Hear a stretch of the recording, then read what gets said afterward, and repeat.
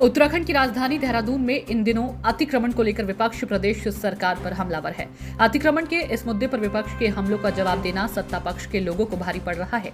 शासन की तरफ से रिस्पना और बिंदाल नदी के पास झुग्गी झोपड़ियों को हटाने के आदेश में है। इसी को लेकर शासन ने नोटिस भी जारी कर दिए। अब कांग्रेस ने सरकार पर आरोप लगाया है कि निकाय चुनाव नजदीक है और सरकार डराने धमकाने की राजनीति कर रही है। कांग्रेस के प्रदेश प्रवक्ता शीशपाल बिष्ट ने कहा कि 2016 से हुए अतिक्रमण को हटाने के लिए कार्रवाई की जा रही है। शीशपाल बिष्ट ने कहा कि 2017 से भाजपा की सरकार है और यह तो सरकार की जिम्मेदारी है।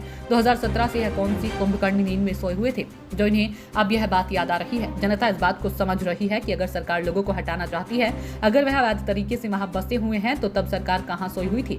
सरकार डराने धमकाने की राजनीति कर रही है और जनता इस बात को समझ चुकी है। इस मामले में बीजेपी ने सफाई दी है। बीजेपी के प्रदेश प्रवक्ता सुरेश जोशी ने कहा कि 2016 के बाद अतिक्रमणों को हटाया जा रहा है। उन्होंने इस बात को माना कि लोगों ने अतिक्रमण किया है। सरकार के जिम्मेदार लोगों की लापरवाही पर हालांकि वह साफ तौर पर कुछ नहीं कह पाए। उन्होंने यह जरूर कहा कि हाईकोर्ट के निर्देश के तहत ही इस तरह के अतिक्रमणों को हटाया जा रहा है।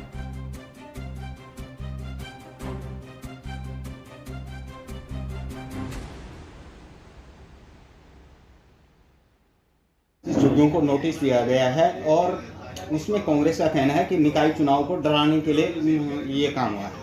नहीं, देखिए, अतिक्रमण वाला जो मामला है वो बहुत दिनों से चल रहा है और अतिक्रमण के ज़्यादातर मामले जो है कि माननीय न्यायालय के आदेश के बाद चल रहे हैं। इसलिए जो है कि इस तरह का आरोप लगाना मुझे लगता है कि बहुत ही निराधार आरोप है। स्थानीय निकाय चुनाव का अतिक्रमण से कहीं दूर दूर तक कोई लेना देना नहीं है, क्योंकि जो काम सरकार पहले से ही कर रही है और वो भी माननीय न्यायालय के आदेश पर कर रही है, उस पर इस तरह का आरोप लगाना अनर्गल आरोप है।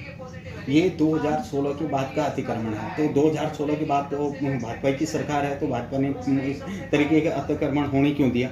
नहीं, पहली बात तो ये है कि समय समय पर प्रदेश के अंदर अतिक्रमण हटे हैं और कभी चुनाव की आचार संहिता आ जाती है, कई इस तरह की बातें आती हैं, तो उस समय अतिक्रमण शायद जो उनके अतिक्रमण की ड्राइव है वो रुकती है। लेकिन कभी भी भारतीय जनता पार्टी ने या उसकी सरकार ने अवैध अतिक्रमण को कभी भी प्रश्रय नहीं दिया।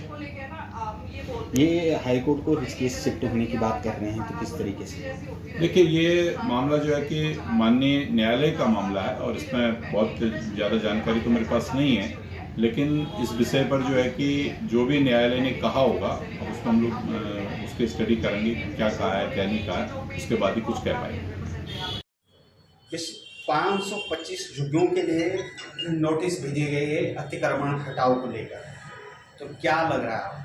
देखिए, नगर निकायों के चुनाव जो है नज़दीक बताए जा रहे हैं और उससे पहले जिस तरीके से जो है अतिक्रमण हटाने की याद प्रशासन को और सरकार को आई है, निश्चित तौर पर ये आश्चर्यजनक है। 7 साल से प्रचंड बहुमत की सरकार भारतीय जनता पार्टी की है, तब से किस कुंभकर्णी निंद्रा में ये सोए हुए थे।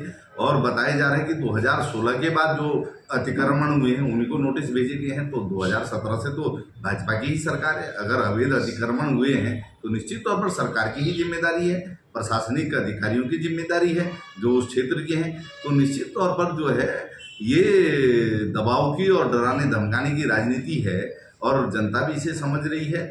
आप अगर लोगों को हटाना चाहते हैं तो उनके पुनर्वास की क्या योजना सरकार के पास है, और अगर वो अवैध तरीके से वहाँ पर बसे हैं तो प्रशासन और सरकार कहाँ सोई हुई थी, किसकी जवाबदेही है, किसकी जिम्मेदारी है?